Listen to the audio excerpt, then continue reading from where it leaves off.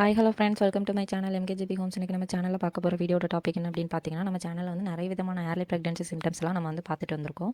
So இன்றைக்கும் நம்ம வந்து ஒரு ஏர்லி ப்ரெக்னன்சி சிம்டம்ஸ் தான். ஆனால் வந்து ரொம்ப முன்னக்கூட்டியே வந்து நம்மளோட ப்ரெக்னன்சியை வந்து தெரிஞ்சிக்க முடியுமா, தெரிஞ்சிக்கலாமா, இல்லை வந்து அப்படி தெரிஞ்சுக்கிட்டா ஏதாச்சும் ப்ராப்ளம் ஆகுமா, இல்லை சிம்டம்ஸ் வந்து தெரியறதுக்கு முன்னாடியே நம்ம வந்து ப்ரெக்னன்சியை வந்து கன்ஃபார்ம் பண்ண முடியுமா? ஸோ இந்த மாதிரி உள்ள கொஸ்டினுக்கு தான் நம்ம வந்து இன்றைக்கி வந்து பார்க்க போகிறோம் இந்த வீடியோவில். ஸோ அதுக்கு முன்னாடி நம்ம எம்கேஜிபி ஹோம்ஸை நீங்கள் இது வரைக்கும் சப்ஸ்கிரைப் பண்ணாமல் பார்த்துருந்தீங்க அப்படின்னா மறக்காமல் சப்ஸ்கிரைப் பண்ணிக்கோங்க. பெல்லைக்கான கிளிக் பண்ணி ஆளுங்கிற ஆப்ஷனை கிளிக் பண்ணி வச்சுக்கோங்க. அப்போ தான் நான் போடுற வீடியோ கூட நோட்டிஃபிகேஷன் உங்களுக்கு வரும். இப்போ வாங்க நம்ம வீடியோக்குள்ளே போகலாம். ஸோ வீடியோட டாபிக் என்ன அப்படின்னு பார்த்துட்டோம். நம்ம வந்து ஏர்லி ப்ரெக்னன்சி சிம்டம்ஸ் தான். ஸோ வந்து நம்மளுக்கு வந்து என்னென்ன மாதிரியான ஏர்லி ப்ரெக்னன்சி சிம்டம்ஸ் எல்லாம் தெரியும் அப்படின்னு பார்த்தீங்கன்னா, ஒரு சில பேருக்கு எத்தனாவது நாளில், இப்போ உங்களுக்கு வந்து இந்த மந்த் 1ஆம் தேதி பீரியட்ஸ் ஆகுது அப்படின்னா, நெக்ஸ்ட் உங்களுக்கு ஏர்லி ப்ரெக்னன்சி சிம்டம்ஸ் எப்போ தெரியும் அப்படின்னு பார்த்தீங்கன்னா, நெக்ஸ்ட் மந்த் ஒரு 7 இல்லைனா 10 டேஸ் ஆகிறதுக்குள்ளே உங்களுக்கு வந்து ஏர்லி ப்ரெக்னன்சி சிம்டம்ஸ் எல்லாம் தெரிய ஆரம்பிச்சிடும். ஸோ இதுதான் இவ்வளோ தான் கேப்பு. மேக்ஸிமம் ஒரு 1 வீக் இல்லை ஒரு 10 டேஸ் இதுக்குள்ளே நம்மளுக்கு வந்து ஏதாச்சும் ஒரு ஏர்லி ப்ரெக்னன்சி சிம்டம்ஸ் வந்து தெரிய தொடங்கிடும். ஸோ அது என்னென்ன சிம்டம்ஸ் அப்படின்னு பார்த்தீங்கன்னா, ஃபஸ்ட்டு வந்து டயர்ட்னஸாக இருக்கும், எக்ஸ்ட்ரீம் டயர்ட்னஸாக இருக்கும். நெக்ஸ்ட்டு வந்து இந்த கால் வலிக்கிறது, காலை பிடிச்சி இழுக்கிறது. ஸோ இந்த மாதிரி ஒரு சில பேருக்கு வந்து சிம்டம்ஸ் இருக்கலாம்.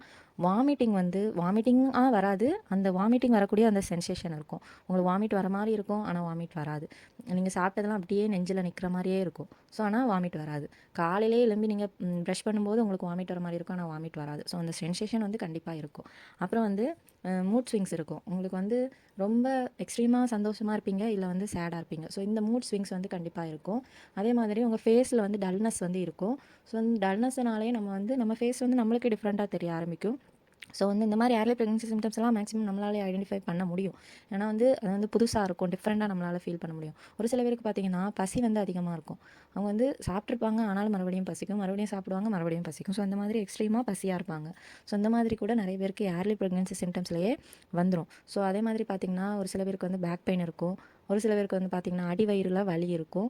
அதே மாதிரி பிரெஸ்ட் சேஞ்ச் வந்து மஸ்ட்டாக இருக்கும். பிரெஸ்ட்டில் வந்து நிறைய சேஞ்சஸ் வந்து தெரியும். ஒரு வேளை உங்களுக்கு வந்து பிரெஸ்ட் வந்து வெயிட்டாக நீங்கள் ஃபீல் பண்ணுவீங்க, இல்லைனா ஒரு சில பேருக்கு பிரெஸ்ட் வந்து சாஃப்டாக ஃபீல் பண்ணுவாங்க.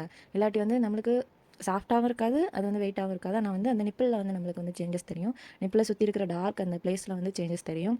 அந்த டார்க்கை சுற்றி அந்த டாட்ஸில் வந்து சேஞ்சஸ் தெரியும். ஸோ இந்த மாதிரி பிரெஸ்ட்லேயே வந்து நிறைய விதமான சேஞ்சஸ் வந்து நம்மளுக்கு வந்து தெரிய ஆரம்பிக்கும். சில பேருக்கு வந்து பிரெஸ்ட் வந்து தொட்ட போனாலே அவங்களுக்கு வந்து ஏதோ வலிக்கிற மாதிரியே ஃபீல் ஆகும். ஸோ இந்த மாதிரி ஃபீலிங்ஸ் எல்லாம் வந்து பிரெஸ்ட்டில் வந்து நம்ம வந்து ஃபீல் பண்ண முடியும்.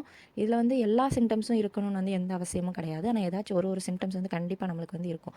இவ்வளோ இதில் ப்ரெக்னெண்ட்டாக இருந்தவங்களுக்கு வந்து சிம்டம்ஸே இல்லாமல் நீங்கள் ப்ரெக்னென்ட் ஆகிட்டீங்களான்னு கேட்டால் மேக்ஸிமம் ரேராக தான் இருக்கும். ஆனால் ஏதாச்சும் ஒரு சிம்டம்ஸ் கண்டிப்பாக எல்லாருக்குமே இருந்திருக்கும்.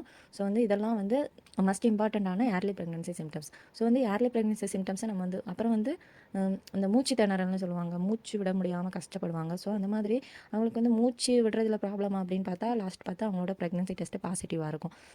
ஸோ இந்த மாதிரி நிறைய ஏர்லி ப்ரெக்னன்சி சிம்டம்ஸ் வந்து இருக்குது. இதில் ஏதாச்சும் ஒரு சிம்டம்ஸ் வந்து உங்களுக்கு கண்டிப்பாக இருந்துச்சு அப்படின்னா நீங்கள் வந்து ப்ரெக்னன்சிக்கு வந்து தாராளமாக வெயிட் பண்ணலாம். ஸோ வந்து உங்களுக்கு ரெகுலர் பீரியட்ஸாக இருந்துச்சு அப்படின்னா உங்களுக்கு வந்து கண்டிப்பாக ப்ரெக்னன்சிக்கு வாய்ப்புகள் அதிகமாக இருக்குது. இர்ரெகுலர் பீரியட்ஸ் இருக்கிறவங்களுக்கு வந்து நம்மளால் சொல்ல முடியாது. ஏன்னா வந்து அவங்களுக்கு எப்போ பீரியட்ஸ் ஆகும், எந்த டைமில் ஓவலேஷன் ஆச்சு, எந்த டைமில் இம்ப்ளான்டேஷன் ஆச்சு, அது எப்போ பீரியட்ஸாக வரப்போகுது, இல்லை எப்போ ப்ரெக்னன்சி கன்ஃபார்ம் ஆக போய் எதுவுமே நம்மளால் வந்து சொல்ல முடியாது. ஏன்னா அவங்களுக்கு ஒவ்வொரு மந்த்தும் டிலே ஆகி பீரியட்ஸ் வரும், இல்லை ஏர்லியராகவே பீரியட்ஸ் வரும். ஸோ அதை வச்சு நம்மளால் வந்து சொல்ல முடியாது இர்ரெகுலர் பீரியட்ஸ் இருக்கிறவங்களுக்கு. ஸோ ஏர்லி ப்ரெக்னன்சி சிம்டம்ஸை நம்ம வந்து பார்த்துட்டோம். ஸோ முன்னாடியே வந்து நம்மளோட ப்ரெக்னன்சி வந்து நம்மளால் தெரிஞ்சிக்க முடியுமா அப்படின்னு கேட்டால் கண்டிப்பாக தெரிஞ்சிக்க முடியும். ஆனால் வந்து எல்லோரும் இதை வந்து ட்ரை பண்ண மாட்டாங்க. ஏன்னா ஒரு சில பேருக்கு வந்து அந்த க்யூரியாசிட்டி அதிகமாக இருக்கிறதுனால அவங்க வந்து ஏடாகூடமாக ஏதாச்சும் பண்ணுவாங்க. மேக்ஸிமம் இருக்காங்க அந்த மாதிரி கேசஸ் கூட. ஸோ வந்து அவங்க வந்து என்ன பண்ணலாம் அப்படின்னு பார்த்தீங்கன்னா, உங்களுக்கு ரொம்ப தெரிஞ்சுக்கணும், ரொம்ப ஈகராக இருக்கீங்க அப்படின்னா பீரியட்ஸ் அந்த டேஸ் உங்களுக்கு வந்து டிலே ஆகிறதுக்கு 2 டேஸ் முன்னாடியே பீட்டா ஹெச்சிஜி டெஸ்ட், அதாவது பிளட் டெஸ்ட் எடுத்து பார்த்தீங்க அப்படின்னா உங்களுக்கு வந்து ப்ரெக்னன்சி கன்ஃபார்ம் ஆயிருக்கா இல்லையான்னு வந்து தெரியறதுக்கு சான்ஸ் அதிகம். ஸோ வந்து உங்களுக்கு ரொம்ப க்யூரியஸாக இருந்தீங்க அப்படின்னா இதை வந்து நீங்கள் வந்து ட்ரை பண்ணி பார்க்கலாம். என்ன கேட்டால் மஸ்ட்டாக வேண்டான்னு தான் நான் சொல்லுவேன். ஏன்னா நம்மளுக்கு எப்படினாலும் ரெகுலர் பீரியட்ஸ் இருந்துச்சு அப்படின்னா கண்டிப்பாக உங்களோட பீரியட்ஸ் டிலே ஆகி ஒரு 5 டேஸ் 6 டேஸ்லேயே வந்து கண்டிப்பாக நம்மளுக்கு வந்து யூரின் டெஸ்ட் பார்க்கும்போது நம்மளுக்கு வந்து தெரிஞ்சுக்கலாம் நம்மளோட ப்ரெக்னன்சியை. ஸோ அதனால் அவசரப்படாதீங்க. தெரிஞ்சிக்க முடியுமான்னு கேட்டால் தெரிஞ்சுக்கலாம், வாய்ப்புகளும் இருக்குது. ஸோ நம்ம ப்ராப்பராக எல்லாம் தெரிஞ்சுக்கலாம். ஸோ அதுதான் வந்து என்றைக்குமே நல்லது. ஸோ வந்து உங்களுக்கு அப்படி உங்களோட யூரின் டெஸ்ட்டு சக்ஸஸ் ஆச்சு அப்படின்னா நெக்ஸ்ட்டு நீங்கள் ஹாஸ்பிட்டல் போயிட்டு ஸ்கேன் பண்ணி பார்த்து உங்களோட பேபியை வந்து கன்ஃபார்ம் பண்ணிக்கலாம். ஸோ இதுதான் இந்த வீடியோட டாபிக். ஸோ இந்த வீடியோட டாபிக் உங்களுக்கு பிடிச்சிருந்துச்சு அப்படின்னா லைக் பண்ணுங்கள், ஷேர் பண்ணுங்கள், கமெண்ட் பண்ணுங்கள். இந்த வீடியோட டாபிக் உங்களுக்கு யூஸ்ஃபுல்லாக இருக்கும்னு நினைக்கிறேன். மறக்காமல் எம்கேஜிபி ஹோம்ஸை சப்ஸ்கிரைப் பண்ணி நம்ம சேனலுக்கு சப்போர்ட் பண்ணுங்கள். Thank you friends.